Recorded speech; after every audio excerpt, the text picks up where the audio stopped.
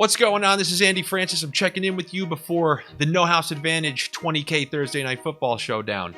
Now, this is an interesting game that we got going on. These Chiefs-Chargers games recently have been very entertaining. Ton of points on the board, but there's no Keenan Allen, so, how is that really going to affect things? It's definitely going to affect my picks a little bit, but just in case you don't know what No House Advantage is, it's a cool new fantasy platform that combines fantasy with player props.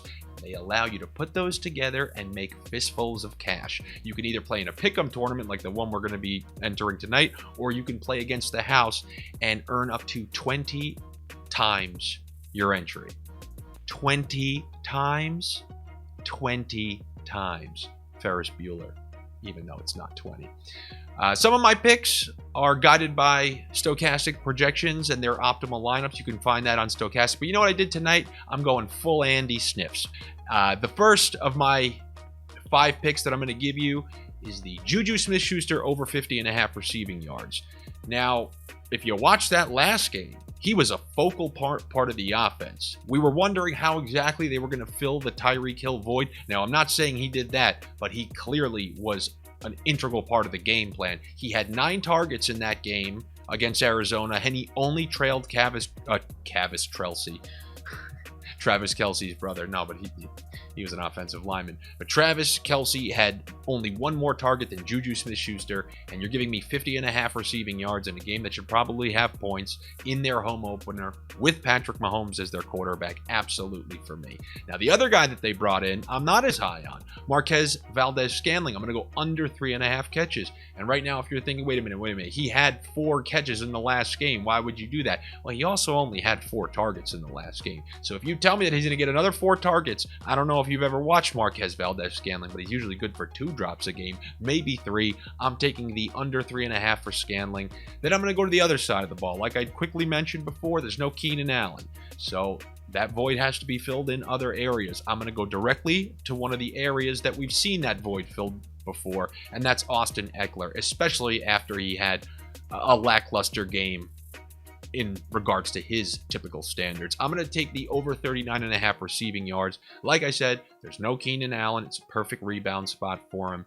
And without Allen to run all those short and underneath routes that he normally does, drags across the middle as Williams goes deep, I think Ekeler's a perfect candidate to get in there for some short routes and accumulate 39.5 yards. We've seen him have well over 100 yards. We've seen him at 10 catches in games, 39.5, well within the realm of possible, let's just say.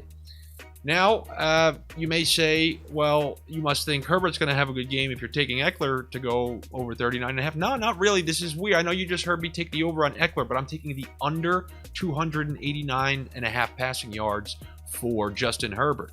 I love Herbert just as much as the next guy. I truly do. He's unbelievable. There's just a couple of factors here. Number one, there's no Keenan Allen, one of his favorite go-to receivers. Now, honestly, it is his favorite go-to receiver. If you look how Allen played, so many go-to spots, Keenan Allen's the guy, and he won't be there for this game. And I'm sure the replacements will step in and do their best, but it's still not Keenan Allen. Then also, it's the Chiefs' home opener, and we know that building is one of the loudest in the whole NFL. So the home opener, they're going to be fired up. It's a primetime game, and I know Herbert played well there last year, but like I said, no Allen. I will take under 289.5 passing yards. And then you want to hear just another direct counter to that. So I took the over on Ekeler, under on Herbert, so there's no way I could be going over on one of the receivers, right? No, I actually am. I'm going over 64.5 receiving yards for Mike Williams. For the 4th time, no Keenan Allen. And also because of how you saw Mike Williams play last week, put up basically a donut. People will probably be scared to take the over 64.5 because that's a high, that's 15 more yards pretty much than what they're giving Schuster. I don't imagine a ton of people are going to be taking the over on Mike Williams, but I will be. And then on top of taking him and Ekeler with the overs and Herbert with the under, think about how many people in a competition like this you're going to be surpassing if you are correct on that. And there's a that would account for, roughly 100 something yards like that. you know, he would have to hit 290. If you can hit those three, think about how many people you'll separate from in a contest like this. So hopefully it works out for you. You know, there's still 2 more picks that you're going to have to make on your own. I'm going to keep those to myself. But like I said last time, I'll see you at the top of the standings. And if not, I will see you before Sunday's game to talk about the bigger slate. Take it easy. Have a good one. Toss a like on this video. Call my grandma. Tell her you appreciate what I'm doing. And I'll talk to you later.